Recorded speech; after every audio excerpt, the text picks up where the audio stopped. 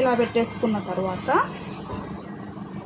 Blouse వచ్చేటప్పటికి మనకి cross cutting అనమాట.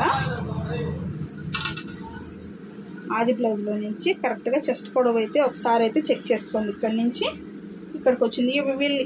ఈ కస్టమర్కి ఏంటంటే చెస్ట్ పార్ట్ అనేది తక్కువ ఉంటుంది కాబట్టి షేప్ బెల్ట్ అనేది పెద్దది వస్తుంది, షేప్ అనేది తక్కువ ఉంటుంది అన్నమాట.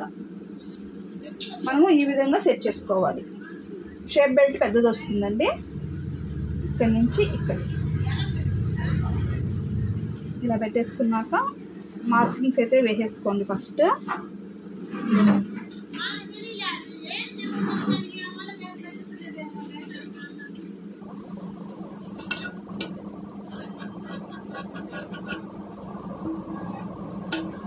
ఇలాగా అవుట్ సైడ్ మొత్తం కట్ చేసేసుకొని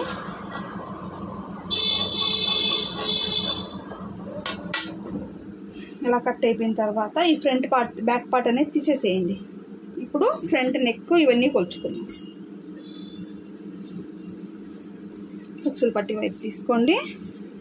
ఫ్రంట్ నెక్ అయితే పైన ఒక హాఫ్ ఇంచ్ ఇలా కరెక్ట్గా ఖర్చులు వదులుకుంటూ పెట్టుకొని ఇలా కరెక్ట్గా సదురుకుంటూ పెట్టుకోండి.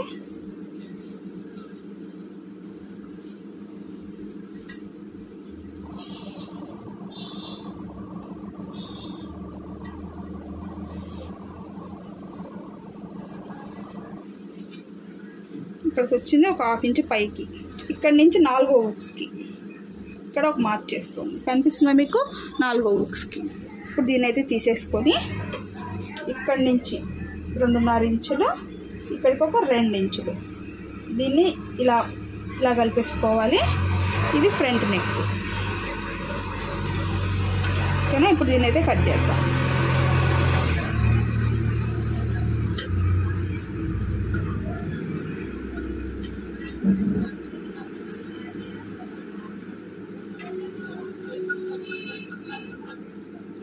ఈ విధంగా అయితే కట్ చేసుకోవాలి. ఇక్కడ ఒక కట్టు, ఇక్కడ ఒక కట్ పెట్టుకోండి. ఇక్కడ 2 ఇంచుల దగ్గర ఒక కట్ పెట్టుకొని ఫ్రంట్లో అయితే మనం లోతు తీసుకోవాలి. ఈ లోతు అనేది ఇగోండి ఇక్కడ 2.5 ఇంచులు కానీ 2 ఇంచులకు కానీ ఇలా గ్యాప్ ఇచ్చుకొని ఇక్కడి నుంచి మీరు లోతు అనేది మనం కట్ చేసుకొని ఇక్కడికి మళ్ళీ ఆపేసుకోవాలన్నమాట. ఇలాగా ఇప్పుడు నేను కట్ చేసి చూపిస్తాను చూడండి. తీసామంటే తీసామన్నట్టుగా మన నైస్గా ఇందులోకి అయితే కలిపేసుకోవాలన్నమాట. ఇలాగ అప్పుడు ఇక్కడ మీకు ఫ్రంట్ పార్ట్లో అనేది గోడలు అనేటివి రాకుండా ఉంటాయి. ఇంతే. ఈ విధంగా ఈ హాఫ్ ఇంచ్ అనేది కంపల్సరీ తీసుకోవాలి.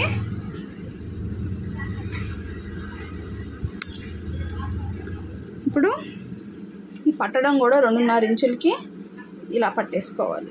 ఇక్కడ 1.5 ఇంచ్ గ్యాప్ ఉండే విధంగా ఇంక ఎంత వస్తే అంత ఇక్కడ పట్టుకోవాలి. అప్పుడు షేప్ అనేది కూడా పర్ఫెక్ట్గా వస్తుంది. మీకు కస్టమర్ దగ్గర నుంచి కూడా ఫ్రంట్ సైడ్ గోడలు వస్తున్నాయి ఇలాంటి కంప్లైంట్ అనేది అస్సలు రాదనమాట. ఓకేనా? ఇప్పుడు షేప్ బెల్ట్ కూడా మనం ఎలా కొలతేసుకోవాలి అంటే ఈ బ్యాక్ పార్ట్ మీద ఫ్రంట్ పార్ట్ పెట్టండి. ఇలా పెట్టేసుకున్న తర్వాత ఎందుకంటే షేప్ బెల్ట్ పెద్దది వస్తుందండి, చెస్ట్ పార్ట్ తక్కువ ఉంది కాబట్టి షేప్ బెల్ట్ అనేది పెద్దది వస్తుంది. ఇక్కడి నుంచి ఇక్కడికి 4.5 ఇంచ్ తీసుకోండి.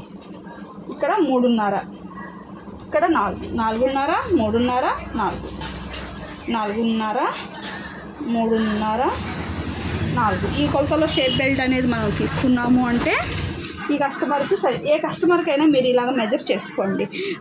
పెట్టేసి ఫ్రంట్ పార్ట్ బ్యాక్ పార్ట్ మీద ఫ్రంట్ పార్ట్ పెట్టి ఈ విధంగా తీసుకున్నారు అంటే కొలతలు ఎవరికైనా కూడా మీరు షేప్ బెల్ట్ అనేది పర్ఫెక్ట్గా ఇవ్వచ్చు. ఈ సైడ్ జాయింట్ చేసేటప్పుడు కూడా మనకి హెచ్చు తగ్గులు రాకుండా కరెక్ట్ ఫినిషింగ్ అయితే వస్తుంది. ఓకేనా?